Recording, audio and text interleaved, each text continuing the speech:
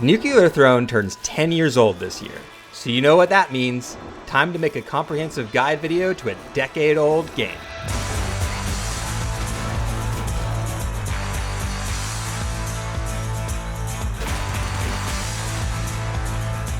For fans of the bullet hell roguelike top-down shooters, because why not get niche in our game genres, Nuclear Throne stands as a cornerstone of that genre. So though it's an older title, every game that follows it is inevitably measured against the standard it sets. Like other games in the genre, the concept is simple. Move, shoot, keep moving, and keep shooting till you reach the goal. In this case, claim the Nuclear Throne. But Nuclear Throne is easily one of the hardest roguelikes I have ever played. It offers no handholding and very little guidance, just chaos. You're going to be constantly asking, what the fuck is this, and what the fuck is that, and how the fuck does any of this go? Ah! The wiki is very helpful for this, but if reading isn't your thing, then this video might be, as it aims to be a comprehensive guide to Nuclear Throne. What is all this comprehensive knowledge? Okay, well, you know what? Why don't you crack an egg and knowledge all over me? Okay, Can I start? Yeah. Well, let's start with a quick primer of the game, how it works and how to strategize your run, plus some tips that I wish I knew starting out. Then we'll dive into secret levels and unlockable characters and their abilities. After that, we'll explore alternative modes and ways to play, and finally, we'll wrap things up by taking a look at the rare weapons and how to find them. Quick note on the footage of this video though, some of it is in 4:3, some of it is in widescreen. If you're looking to change this, you can do so in your game settings.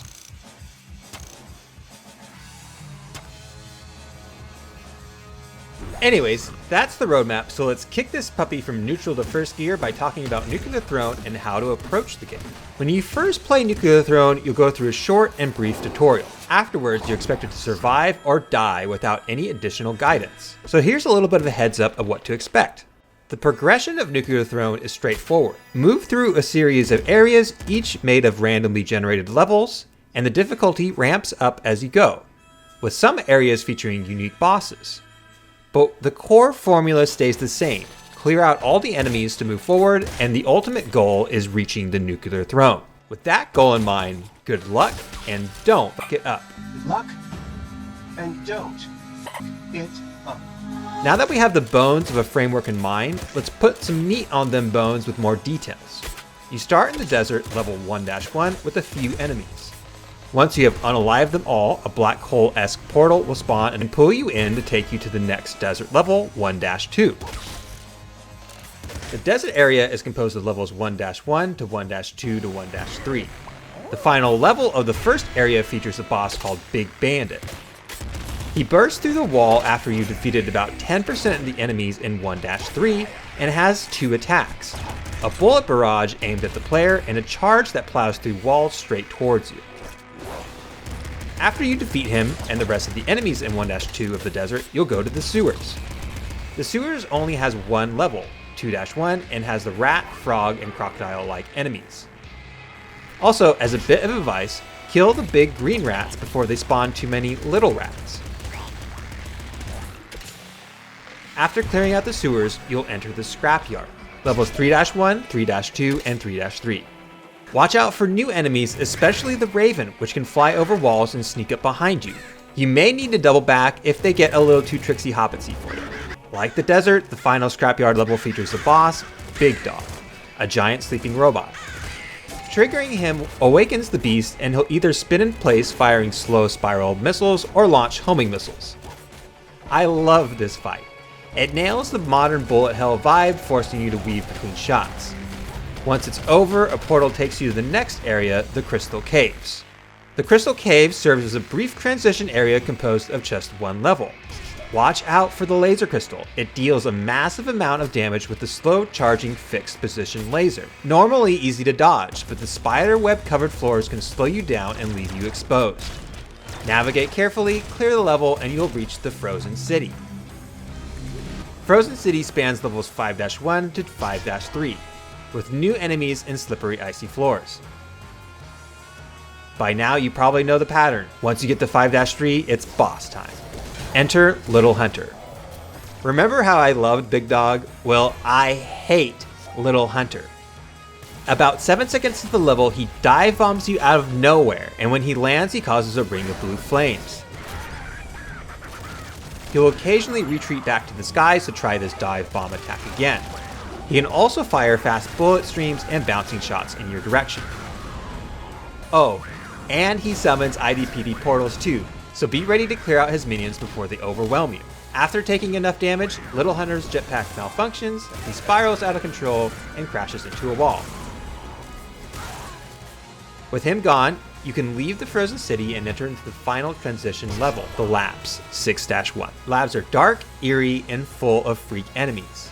Some explode, some are tanky, and some are just freaky. Oh, well then, this is starting to make a lot more sense. Hey, you are a freak! I know! And watch out for the necromancers, because they can resurrect fallen enemies into more freaks. Clear the labs and you'll reach the palace, the 7th and final standard area in the core Nuclear Throne run. Levels 7-1 and 7-2 feature medium-sized rooms linked by tight corridors. The enemies here are fun, but tough. The Guardian's fire patterns, for example, make for great dodge and weaving moments. But as a warning, the Dog Guardian may look slow, but it pounces fast and hits hard. It's got a ton of health too, so take down these little doggies early before they become a problem. Get along, little doggies, you know that Wyoming will be your new home. Moving to the final level of the palace, level 7-3, places you in the Nuclear Throne room. You'll walk a long red carpet towards a skeleton figure on a throne. Remember how I mentioned that the main objective of the game is to reach the Nuclear Throne? Well, surprise, the throne isn't just for reaching and sitting on, it's its own full-fledged boss battle that you'll need to defeat. You'll start this battle by knocking off or shooting or whatever the bones sitting on the throne, causing the throne to fire a massive laser from its center cannon. If you're standing on the red carpet, the beam will almost certainly kill you, so yeah, please do not stand there. After that, the throne grows legs and cycles through a series of attacks. Keep chipping away at its massive 1500 HP pool, and once it explodes, you'll get one of the game's earliest and simplest endings.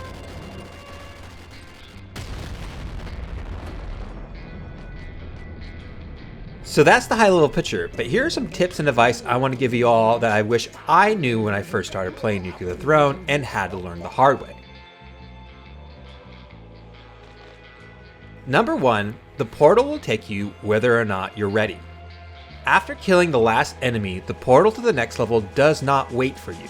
It doesn't care if you haven't explored the rest of the map or left behind items and chests.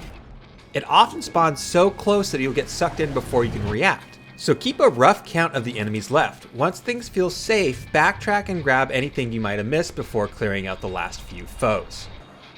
Number 2, ammo drops change in response to what guns you are holding. Don't be a dingus like me that thought this ammo icon meant you just got one type of ammo. It can drop any of the 5 ammo types: energy, explosive, bolt, shell, or bullet. The type you get depends on the guns you are holding. For example, if you have a crossbow and a shotgun, there's a 50-50 chance that you'll get bolts or shells. And if one of your weapons is melee or you've maxed out on a certain ammo type, the odds shift. Say you've got a wrench and a crossbow. Now there's a 60% chance of getting bolts and a 40% of any other type. The conspiracist in me swears that there are exceptions, but in general, your equipped weapon influences ammo drops. Number 3, radiation has its half-life. The third tip from Old Jellyfish here is to pick up your radiation. It's easy to play safe, peek out and shoot behind a cover, rack up a few kills, hide and repeat. That'll clear a level for sure, but if you're not collecting the little green radiation blobs that enemies drop, you're missing the point. Those rads are your XP. Collect enough and you'll level up and get a mutation at the start of the next level.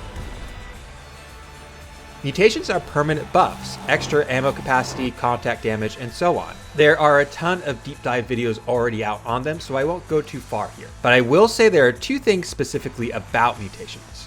First, there's a mutation called Throne Butt, and it boosts your character's active ability. For example, Fish's roll becomes a watered boosted version. Every character's butt does something different, so yeah, check out the wiki. One final note on mutations. Ultra mutations are powerful character-specific abilities unlocked at level 10 after gaining enough rads. Bottom line, mutations are vital, and to get them, you need to get rads before they vanish. So don't just kill enemies, grab their rads too. Number 4, don't be sentimental about your gun. As you progress through Nuke the Throne, more guns get added to the loot pool and they get stronger. The early game crossbow might have served you well, but later levels bring tougher enemies and better weapons. So don't get too sentimental. Expect to swap out your weapons regularly as you move forward. Number 5, watch out for stuff that explodes. Some enemies self-destruct, either on death or charging at you.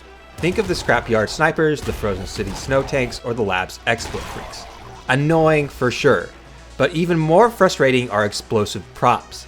I've lost count on how many runs ended because I've swung a melee weapon and accidentally hit a car. So be careful. Cars, barrels, and generators can all explode and they will ruin your day if you come too close. So that's a pretty solid primer and foundation into Nuke the Throne. You've got a general sense of what you're doing, you know what to expect on each level and area, and now have a handful of tips and advice to get you through those things. With this knowledge, I'm confident that you, yes you, have what it takes to defeat Nuke the Throne. Please, sir, I want some more. But what's that? You want more? Well, let's start cracking up some unlockable and bonus material. The first group of secret and unlockable content that I'm going to talk about are the secret levels. Now, we've already gone over the basic levels of Nuke the Throne. The desert, 1-1, 1-2, and 1-3. The sewers, 2-1. The scrapyard, 3-1, 3-2, and 3-3. The crystal caves, 4-1. Frozen City, 5-1, 5-2, and 5-3. The labs, 6-1, and the palace, 7-1, 7-2, and you guessed it, 7-3. And with that foundation covered, let's dive into the hidden levels, starting with the earliest one, the Oasis. You can access the Oasis from the desert by opening both chests, weapon and ammo, and the radiation canister, all without killing any enemies. Once you open up the last item, Big Bandit spawns and you have 10 seconds to take him down. Do it in time, and a special portal appears on his corpse, clearing any remaining enemies.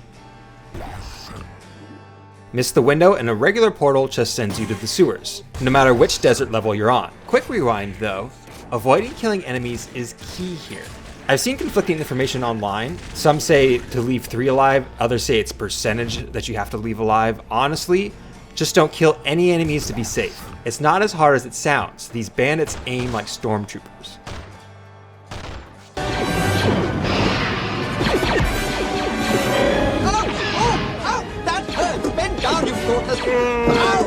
Once you enter the Oasis, you'll find yourself in an underwater level with unique fish and crab enemies, and a sharp spike in difficulty.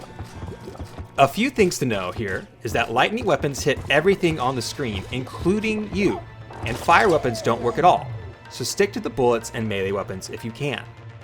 Clear the level and you'll be taken straight to 3-3, the final scrapyard stage, skipping the sewers and most of the scrapyard entirely.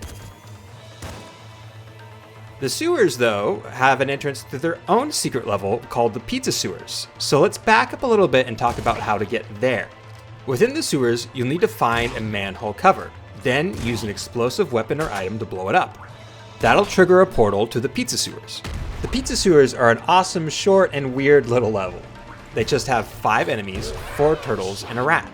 An homage to the Teenage Mutant Ninja Turtles and their sensei master, Splinter. And even the health pack pickups are pizza slices. Another fun fact on this level is that each turtle's dialogue when they die sound like, which are the colors of Teenage Mutant Ninja Turtles. Moving right along to reach our next secret level, head to the scrapyard and look for a golden red car. If you got the screwdriver melee weapon, hit the car with it to repair it. Once fixed, interact with that car to open up a portal to YV's mansion. Inside, you'll face enemies inspired by Vlambeer's earlier game, Gun Gods. They're tough, but in this area you'll find a golden weapon chest which contains a random golden weapon. Golden weapons are basically a buff version of the standard weapon with better stats and cooldowns. What makes golden weapons additionally awesome though is that if you pick one up and then finish a level with it, you'll unlock it as an alternate starting weapon for that character, making future runs a little bit more easy. Now the next hidden level we're going to talk about becomes available in the Frozen City 5-1, but only if you have the Last Wish mutation. If you enter 5-1 with the Last Wish, a frozen corpse flower will appear somewhere on the level. Interact with it 4 times, each time costing you 1 HP, and a portal will open to the jungle. I've given you sunlight, I've given you rain. Looks like you're not happy. Unless I open a vein. Entering the jungle removes the last wish from your mutation list, but adds it back into the pool of possible mutations before continuing. And you'll get to pick a new mutation from that updated pool. Then, welcome to the jungle. Welcome to the jungle! Here, you'll face hyper-aggressive bandits, bush-hiding assassins, and giant flies that spit magnets.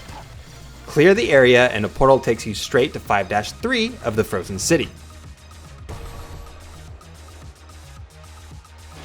Next up, Crown Vaults. A cool little secret you might have stumbled into by accident. They're hidden mini levels which you can gain access to by finding proto statues in the standard stages. Deal at least 40 damage to activate one, and it'll start absorbing nearby radiation. You'll know it's fully charged when you see the side lights fill up, and once that happens, shoot it again to break it and open a green portal to the Crown Vault. Quick aside, if you deal too much damage to the statue before it's fully charged, you won't get access to the Crown Vault, but you will get whatever rads it has absorbed back to the ground. The first time you enter a Crown Vault, there are no enemies, just a crown pedestal. Interact with it to choose one of 6 crowns. Each crown offers a gameplay benefit and a trade-off. There's a lot of debate about which is the best, but really I think they all just make things generally harder in different ways. Pick your poison, or skip it entirely if you want to play it safe. After you choose, a portal sends you to the next level. Also, if you're wearing a crown and defeat the nuclear throne, that crown becomes unlocked as a starting option for future runs. So they're more than just a mid-run gimmick. You can visit up to 3 crown vaults per run. Proto statues will stop spawning after your 3rd visit. So it is possible to enter a crown vault already wearing a crown. Doing this will have enemies spawn from the vault statues once you activate the pedestal. Defeating these extra guardian enemies will give you a portal to exit the crown vault to your next level. Also, on your 2nd and 3rd visit, keep an eye out for this proto chest. The first time you open it, it holds a rusty revolver. Nothing special, but the real power in it is swapping one of your weapons into the proto chest. That weapon will be saved across runs, modes, and characters. So you could be playing a game where you stash a rocket launcher in the proto chest while playing in hard mode, and then grab it later on in co-op normal. Crown Vaults matter here because they're key to unlocking the Cursed Crystal Caves, another secret area in the game. To access the Cursed Crystal Caves, you need to enter the level 4-1 Crystal Caves while holding a cursed weapon. So how do you get a cursed weapon? Through crowns. Once you're wearing one, there's a 1 in 7 chance that a regular chest will be replaced with a cursed chest. If you're really looking for cursed chests though, you should pick up the Crown of Curses, which jumps your chances to 2 out of 3. Once spawned, cursed chests contained cursed weapons. These weapons use unique cursed ammo and more importantly cannot be dropped unless they're cleansed. There's a lot of nuances about cursed gear, but let's not spiral into another tangent. Here's the basic keychain of logic. To enter the Cursed Crystal Caves, you need a cursed weapon. To get a cursed weapon, you need a cursed chest. To get a cursed chest, you need a crown. To get a crown, you need a crown vault. And to open the crown vault, you need to find and activate a proto statue. Got it memorized? Got it memorized? The Cursed Crystal Caves feature cursed versions of enemies like the Cursed Crystal Spiders and Cursed Laser Crystals. They look a lot like their regular counterparts, but come with extra abilities that make them harder to handle. One cool perk of this level is that it always contains a large cursed weapon chest packed full of cursed weapons. And that, in a nutshell, is the cursed terms of service to getting into the Cursed Crystal Caves. Now let's talk about one more unique secret level, the Campfire, which is a gateway into what is called a looped run. So what's a looped run and how do you get to the Campfire? Well, during the final boss fight against the Nuclear Throne, there are 4 large generators, 2 on each side of the hallway arena. Target acquired. If you destroy all 4 generators before defeating the throne, you'll skip the normal ending. Instead of sitting on the throne, a looped portal appears and takes you to the Campfire, the place where your ran began and your run begun. Only now it's unsettling and dread-soaked with all the other playable characters laying dead on the ground. Additionally, after entering, 4 IDPD portals appear which spawn enemy units. Defeat the enemies and move on to face the throne boss again, but this time in its final form. Taking down this ultimate boss officially loops your run, teleporting you back to 1-1, keeping all your items and mutations. From here, you replay the game in looped versions of each area. The loops come with big changes. More enemies, including new types, higher enemy HP, looped exclusive bosses, pickups disappear faster, gold and ultra weapons can spawn, and crown vaults now offer a different set of crowns. Basically, everything ramps up fast. Looping, as it turns out, matters for our final secret area, the IDPD headquarters. That's because one of the new enemies introduced during the loop runs are IDPD vans. They teleport in through a massive portal and start unloading waves of officers. If you're quick, you can destroy a van before it spawns enemies. But to access this secret area, you'll actually want to walk up to one of these and press E. That opens up a portal to the infamous IDPD HQ. Now, this isn't just one secret level. It's actually a full area composed of 3 levels: HQ1, HQ2, and HQ3. The first are non-randomly generated levels, which layout depends on what version of the game you're running. While HQ3 is a fixed boss arena with the final true boss. Who is the final boss? The captain. You'll find her calmly sitting at her desk, and to kick things off, you need to give her a hit. Then the battle begins. She'll charge directly at you, smashing through walls and terrain.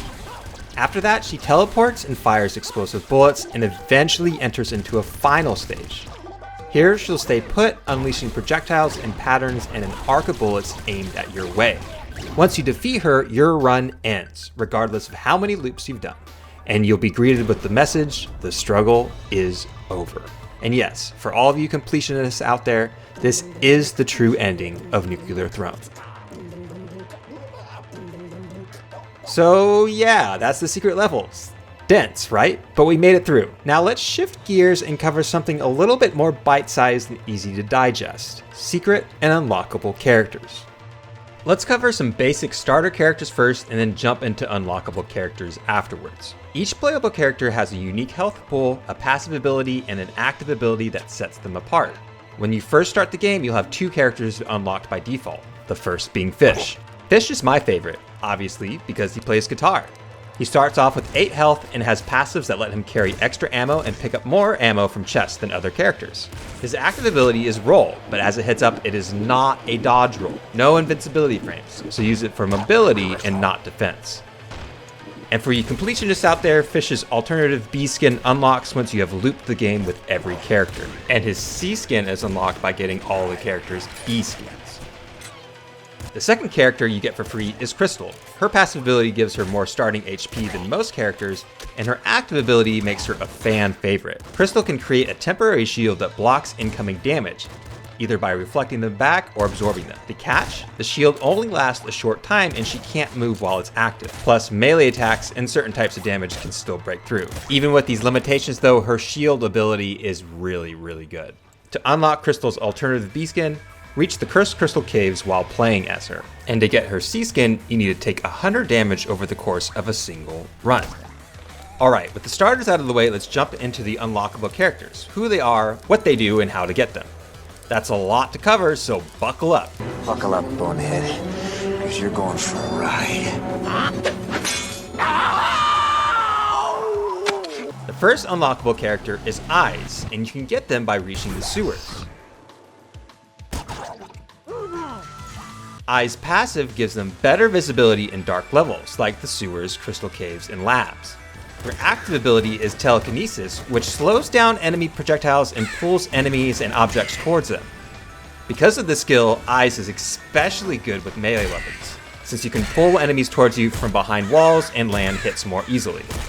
To unlock Eyes' B skin, reach the pizza sewers while playing as them. In addition to that, if you want their C skin unlocked, you'll need to sit on the Nuclear Throne without firing a shot, so you need to be using melee weapons only. Next up is Melting. I've heard worse excuses to drink. Oops. I'm melting! Oh, who would have thought a small amount of liquid would ever fall on me? Well, no point letting her go to waste. You unlock simply by dying at least once. Melting is a bit of a glass cannon kind of character. They start only with 2 HP, but in return, they gain more radiation from pickups than other characters. Their active ability lets them explode corpses, which can destroy nearby projectiles and deal damage to enemies.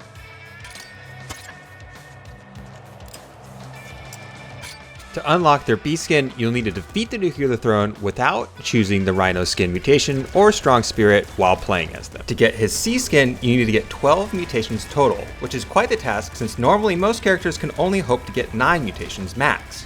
So to get 12 with Melting, you should pick his Ultra Mutation Detachment, which gives 3 regular mutations to choose from instead of 1 mega cool one. And you should also grab the Crown of Destiny, which gives you 1 random mutation right away. Doing all this should eventually get you to 12. Good luck. Plant is our next unlockable character. You can unlock Plant by reaching the scrapyard. Their passive gives them higher movement speed, and their active ability fires a vine snare. Once it hits a wall, prop, or enemy, it triggers, and that spawns vines that slow down enemy movement. Most enemies' movements are slowed down so much they're basically pinned in place, but larger enemies are less effective. To unlock Plant's B skin, you'll need to defeat the Nuclear Throne in under 10 minutes while playing as them. Furthermore, to get their C skin, you need to have any combination of 3 weapons, mutations, or crowns with blood in the name as Plant. So, for example, if you end up getting the Crown of Blood, the Bloodlust mutation, and the Blood Hammer weapon, or really any blood weapon, while playing as Plant, you'll unlock their C skin. Next up on the menu is Young Venus, also known as YV. YV is unlocked by reaching the secret level, YV's Mansion, which we have covered earlier in this video. When you are playing as YV, you start off with a golden pistol, and his whole playstyle is centered around high damage output. His passive boosts his rate of fire, and his active lets him fire his current weapon twice in a single use. If you reach level 10 with YV and pick up an Ultra Mutation, you will be transported into another secret area, YV's Crib. There are no enemies here, just a bunch of loot-filled chests and some cars that you can blow up for fun or interact with to move on. To unlock Young Venus's alternative B skin, you'll need to give each character a starting golden weapon. To unlock their C skin, you need to first unlock the secret character Young Cuz, which I explain how to do later in this video, and then as Young Cuz, defeat the boss Gun God, which I also, funny enough, explain how to do later in that same section of the video dedicated to Young Cuz. Let's move on to explaining Steroids now, who you can unlock when you reach the labs level.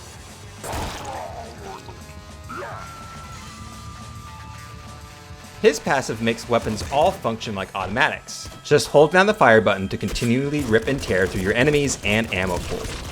This effect even applies to melee weapons. The trade-off is reduced accuracy and added bullet spread.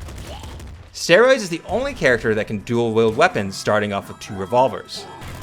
If you're playing with a mouse and keyboard, left-click fires the primary, right-click fires the secondary. Personally, I think Steroids is one of the funnest characters to play. There's something satisfying about holding both buttons and chewing through your ammo and enemies. Maybe not one of the most optimal characters, but definitely one of the most entertaining. His alternative B skin is a bit harder to get though. You'll need to loop as Steroids, reach the lab, and then defeat the loop exclusive boss, the Technomancer. If that wasn't difficult enough for you, his C skin is unlocked by playing as them and then sitting on the Nuclear Throne without picking up any weapons. Robot is our next character we will cover, and you can unlock them by reaching the Frozen City. Robot's passive lets you get a higher tier weapon earlier in your run.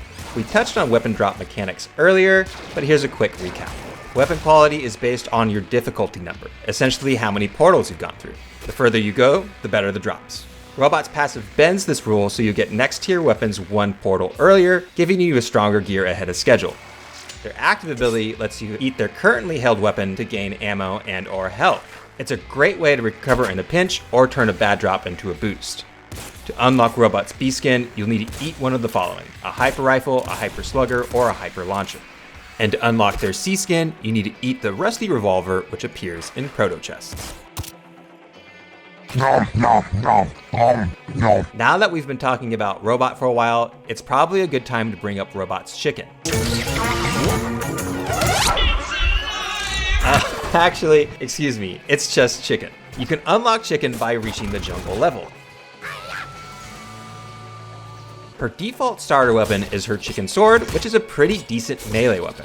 Her active ability allows her to throw it or any weapon to deal damage based off of how many rads you've collected on your run. And if that doesn't already sound like one of the coolest characters in the game, just wait till we get to her passive. When Chicken dies, she doesn't go straight to the death screen. Instead, she loses 2 max HP and then goes into a headless mode for 5 seconds. During that time, if you manage to regain HP, she comes back to life, head fully restored. It's basically a built-in extra life, but if you can't recover HP in that time, then your game is over. To unlock Chicken's alternative B skin, enter the sewers on hard mode while playing as her. And to get her C skin, you need to defeat all 9 unique bosses, including the captain, while having the black sword equipped. I haven't explained hard mode or the black sword weapon yet, but I will later in this video, so stay tuned and don't touch that dial. Don't touch that dial now, we're just getting started. Moving the spotlight now to Rebel, who is unlocked by defeating the Nuclear Throne 2 boss and looping back to the deserts for the first time. Her passive ability gives her half of her missing HP pool every time she enters a portal. Her active ability spends HP to summon allies that follow her around and shoot at nearby enemies. If no summoned allies are currently alive, then your first summon only costs 1 HP, but if you already have an ally summoned, then the cost will be 2 health instead. Each ally's lifespan is about 20 seconds, but summoning another resets the timer for all of them. Once the timer runs out, or you finish a level, they all vanish. To unlock Rebel's B skin, start a loop run, get to the sewers, and defeat the loop exclusive boss Mom while playing as Rebel. And her C skin unlock condition is a unique one because it requires 1,000 bandits to be killed over any number of runs with any character. This one is particularly weird for me because Nuclear Throne does not have a lot of meta and cumulative unlocks, but here you go.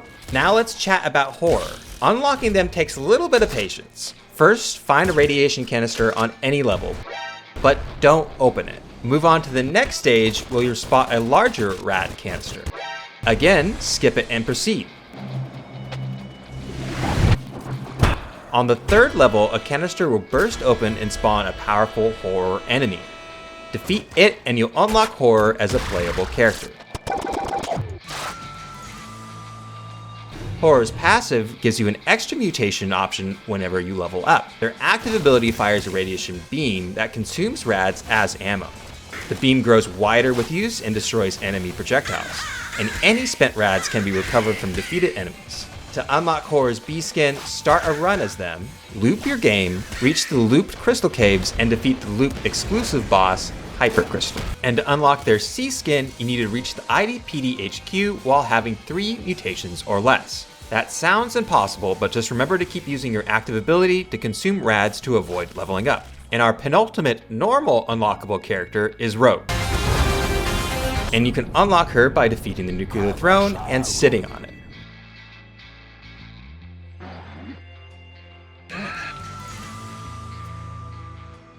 Rogue comes with a mix of passive abilities, some helpful and some not so much. Her less than helpful passive makes it so while playing as her, IDPD enemies will constantly spawn and attack you on every level.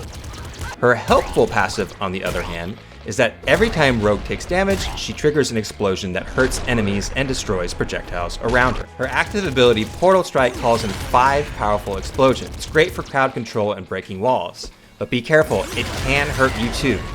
Rogue starts off with 1 strike and can hold up to 3. While playing as her, special blue canisters will drop and act as ammo for these portal strikes. She also begins with her own unique weapon, the Rogue Rifle.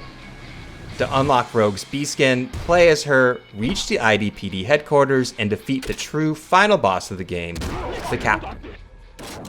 And to get her C skin unlocked, go to 5-3 and kill every enemy on the map except for the boss, Little Hunter. Once done, Little Hunter will fly away and the C skin unlocks.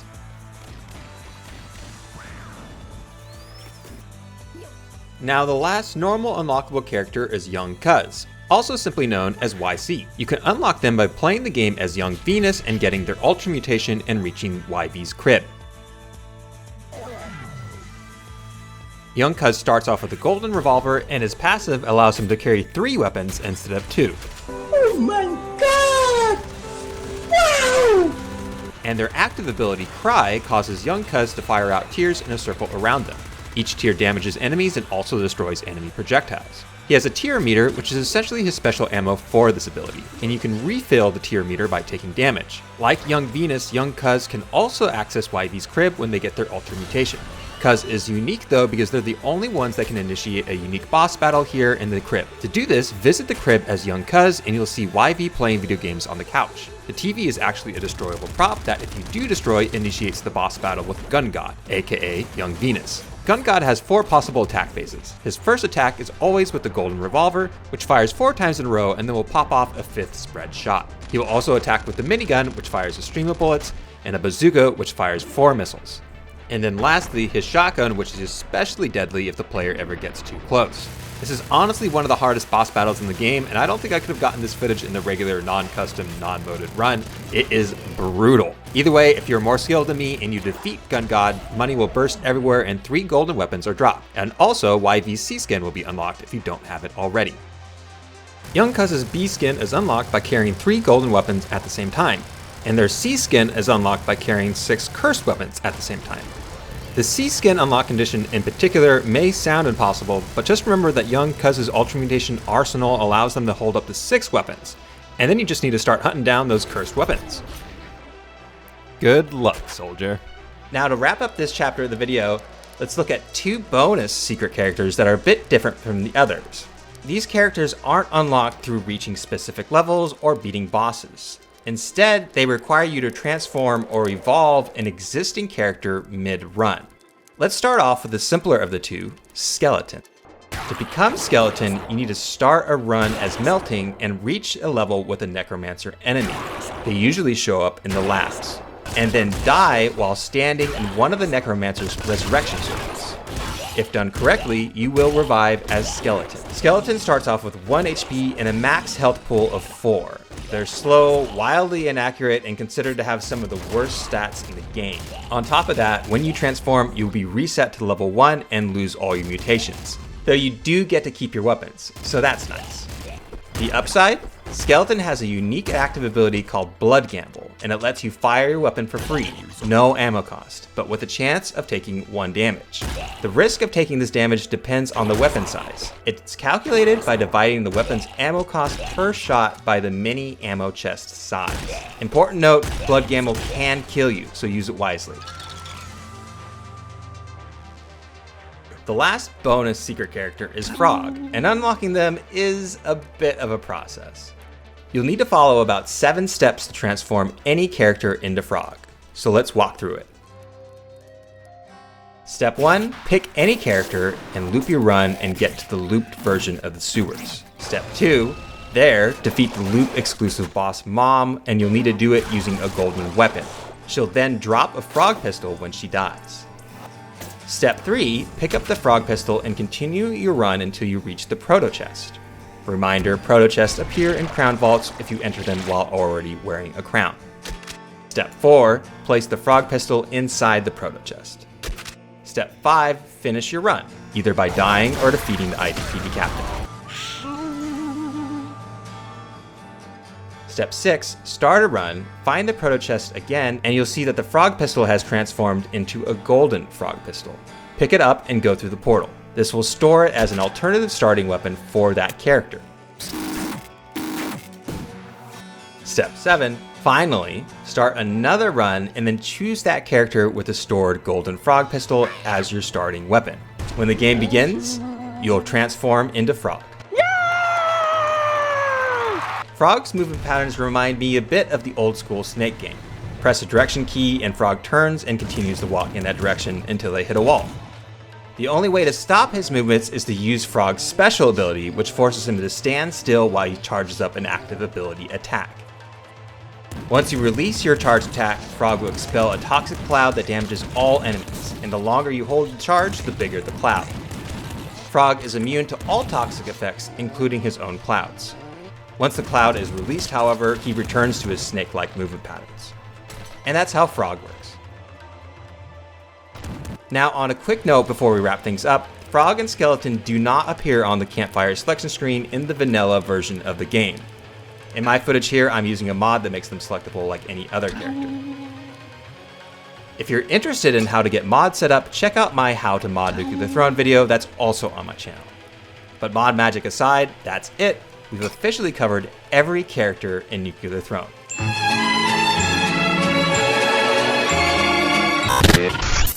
If you've been watching from the start, you've probably heard me mention alternative game modes here and there, especially hard mode. So let's kick off this section of the video by breaking down the game modes in Nuclear Throne, starting with that one. As the name suggests, hard mode is hard. It throws you straight into the deep end. From 1-1, you'll face all the difficulty spikes you'd have normally gotten after looping. More enemies, more chaos right out of the gate. To balance that, you'll start near a large weapon chest that drops 3 weapons, giving you more options to survive early on. To unlock hard mode, you'll need to loop twice in a single run. Additionally, on the topic of difficulty, now in patch 100, you can customize your difficulty. Change how much damage you take, the game speed, the health of enemies or bosses, etc. When you are in custom difficulty though, you can't unlock achievements. Trust me, I've tried. But it does allow you to spice things up and you get to feel out different parts of the game on your level. A lot of the get good parts of Nuclear Throne are just learning the enemy pattern, so don't feel bad about tweaking things to make it easier just to explore and feel out the game. Or if you're a masochist, just make the game harder. I don't know, it's up to you. That's why it's called custom mode. Next up are daily runs and weekly runs. Daily runs give everyone the same seeded run for the day. So instead of each player getting a different experience, you and your friends can all jump into the same run and compare how you did. The catch? You only get one shot. Your performance is scored and submitted to the daily leaderboards, and that's it. No do-overs. If you and your squad are a competitive type, then dailies are your jam. After finishing, you can check your score and your friend's score, your enemy's scores, and your frenemy scores are ranked too. Weekly runs are similar, but have a few key differences. Like dailies, they are time limited, active for 1 week, Monday through Sunday, and also use seeded runs with preset loadouts. Your character, weapons, and crowns are all fixed. But unlike dailies, you can play weeklies multiple times during the week to refine your strategy to get a better score. And yes, there is a weekly leaderboard too, so you can see how your final run stacks up there. Lastly, there's couch co-op mode, where up to 4 players can play locally. Health, weapons, and ammo are all tracked separately, but collective rads, XP, levels, mutations, and crowns are all shared. Additionally, if you or your co-op player die, you can't come back to life until the other player finds a revive chest in the next level. For example, if you died on the last level of the desert, then the next level, the sewers, will have a revive chest that spawns somewhere in it. And if the surviving player gets to it, then all the dead characters can respawn. And with that, we've explained all the alternative game modes you can find in Nuclear Throne.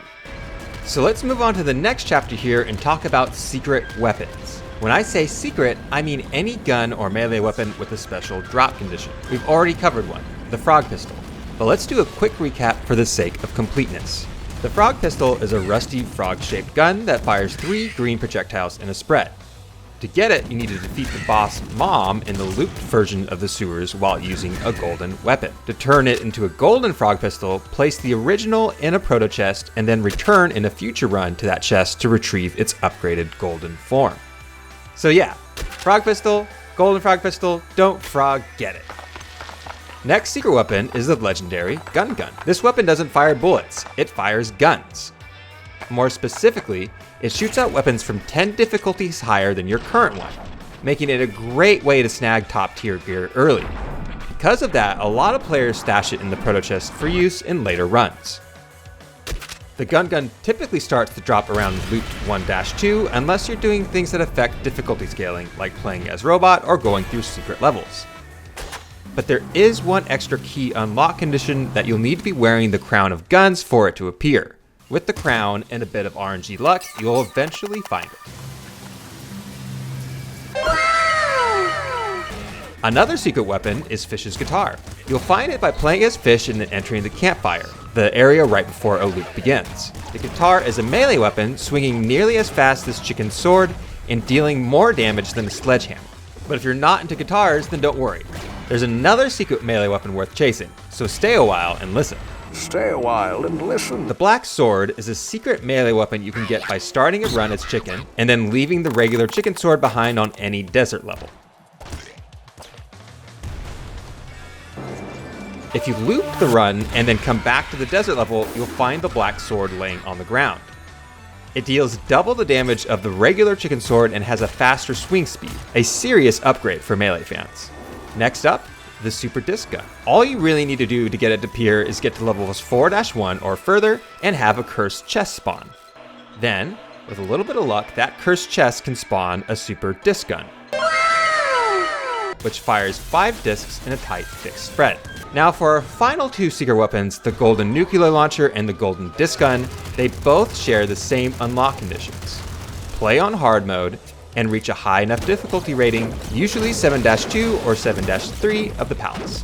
Once obtained, the golden disc gun fires faster than the vanilla version and shoots, no surprise, golden discs. And the golden nuclear launcher fires a nuke that the player can guide around the level to deal a ton of explosive damage, and has a faster reload than its standard counterpart. Lastly, since they're both golden guns, each of these can be saved as a starter weapon on a character's loadout.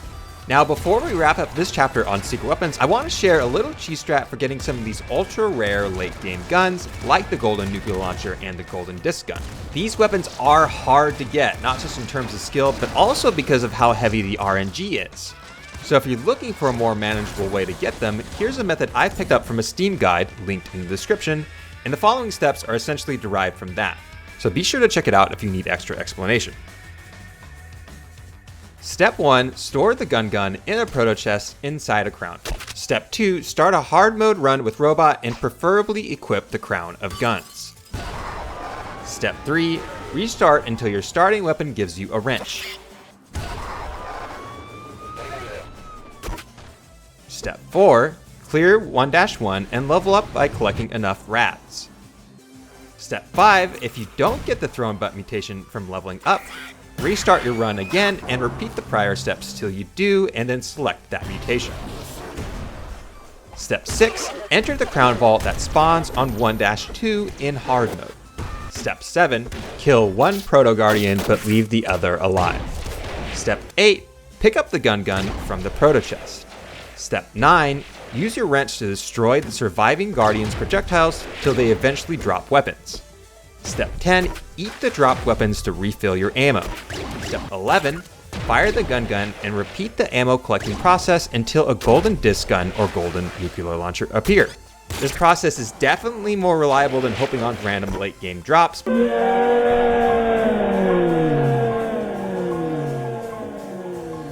I wouldn't exactly call it easy. Either way, that's the end of this section on unlocking secret weapons in Nuclear Throne. So here we are at the end of this video. The fact that you made it to the end when you could have been watching videos of cats or muscle mommies or sexy vampires or whatever the algorithm is throwing at you these days means a lot. And if you're looking for more resources on Nuclear Throne, the wiki is pretty decent. The in-depth Nuclear Throne guide has 0 ads and gets to the point very quickly, and the Discord channel is still, after all these years, alive and active.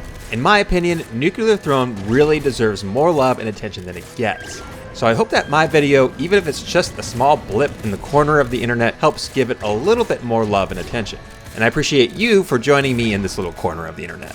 So whether you're a seasoned player or new to the game, seriously, thank you and good luck out there claiming the Nuclear Throne. I'll catch you later.